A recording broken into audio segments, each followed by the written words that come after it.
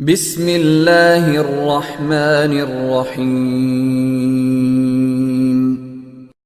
الحمد للہ وکفى وسلام علی عباده الذین اصطفى اما بعد۔ حاضرین و ناظرین، یہ درس قرآن نمبر 618 ہے اور آج سورۃ الانعام کی صرف ایک آیت کی تلاوت اور تشریح کی جائے گی، آیت نمبر 146۔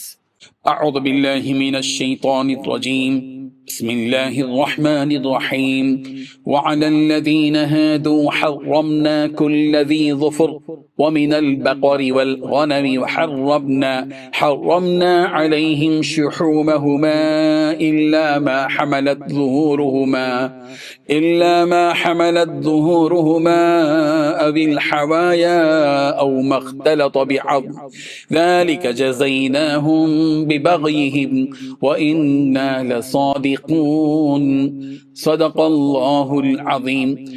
لفظی ترجمہ یوں ہے، وعلی الذین، اور لوگوں پر اور ان لوگوں پر جو ہادو یہودی ہوئے، حرمنا ہم نے حرام کیا تھا، کل ذی ظفر ہر ناخن والا جانور، ومن البقر اور گائے میں سے، والغنم اور بکری میں سے، حرمنا ہم نے حرام کی، علیہم ان پر، شحومہما ان دونوں کی چربیاں، الا ما مگر جس کو، حملت اٹھایا ہوا ہو، ظہورہما ان دونوں کی پیٹھوں، اویل حوایا یا آنتوں نے، او مختلط بعظم یا جو ملی ہو ہڈی کے ساتھ، ذالک جزیناہم ہم نے انہیں یہ سزا دی، ببغیہم ان کی سرکشی کی وجہ سے، وإنا لصادقون اور یقیناً ہم البتہ سچے ہیں۔ ترجمہ یوں ہے، اور یہودیوں پر ہم نے سب ناخن والے جانور حرام کر دیے تھے، اور گایوں اور بکریوں سے ان کی چربی بھی حرام کر دی تھی، سوائے ان کے جو ان کی پیٹھ پر لگی ہو یا اوجھڑی میں ہو یا ہڈی میں ملی ہو۔ یہ سزا ہم نے ان کو ان کی شرارت کے سبب دی تھی، اور ہم تو سچ کہنے والے ہیں۔ اس آیت میں 4 باتیں بیان کی گئی ہیں۔ پہلی بات، اللہ تعالیٰ نے یہودیوں پر ہر ناخن والے جانور حرام کر دیے تھے، جیسے اونٹ، شتر مرغ وغیرہ۔ دوسری بات، اللہ تعالیٰ نے ان پر بیل بکری کی چربی کو بھی حرام فرما دیا تھا، سوائے اس چربی کے جو پیٹ، پھنسلیوں اور ہڈیوں سے لگی ہوئی ہو۔ تیسری بات، یہ تمام چیزیں جو ان پر حرام کر دی گئی تھیں وہ ان کی سرکشی اور ظلم کی وجہ سے تھی۔ چوتھی بات، ہم تو یقیناً سچے ہیں۔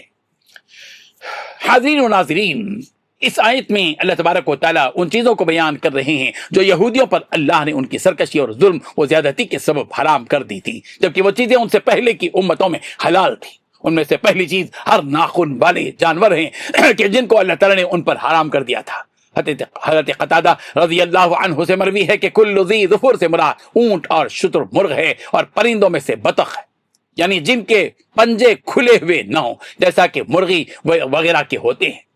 دوسری چیز جو اللہ نے ان پر حرام کی تھی، اور گائے اور بکری کی چربی تھی، جن کا استعمال ان کے لیے حرام تھا۔ ہاں، البتہ ان جانوروں کی اس چربی کے استعمال کی انہیں اجازت دی گئی تھی جو ان کے پیٹ یا پھنسلیوں یا ہڈیوں کو لگی ہوتی ہے۔ اس کے علاوہ سارے جسم کی چربی کا استعمال ان کے لیے حرام تھا۔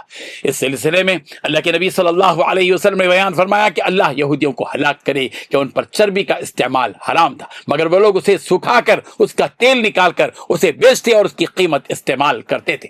حالانکہ جو چیز حرام ہے اس کو بیچ کر اس کی قیمت استعمال کرنا بھی حرام ہے، مگر یہ لوگ ہر مسئلے میں ہیلا تراشا کرتے تھے۔ الغرض، اللہ تعالیٰ آگے فرما رہے ہیں کہ یہ جو چیزیں ان پر حرام کی گئی تھیں وہ محض اس لیے کہ وہ لوگ سرکشی کیا کرتے تھے، لوگوں پر ظلم کیا کرتے تھے، اس لیے، اور حد سے تجاوز کیا کرتے تھے، اس لیے ان کے لیے یہ چیزیں حرام کر دی گئی تھی۔ یہ جو خبریں بیان کی جا رہی ہیں وہ خبریں اللہ تعالیٰ بیان کر رہے ہیں، اور اللہ سے بڑھ کر سچا کون ہو سکتا ہے؟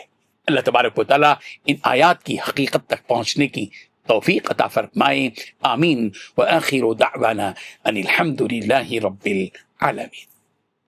ڈیلی درس قرآن کو سبسکرائب کیجئے، اپنے تاثرات اور مشورے ارسال کیجئے، اور متعلقین کے گروپ بنا کر انہیں روزانہ درس قرآن بھیجیں اور اجر ثواب پائیں۔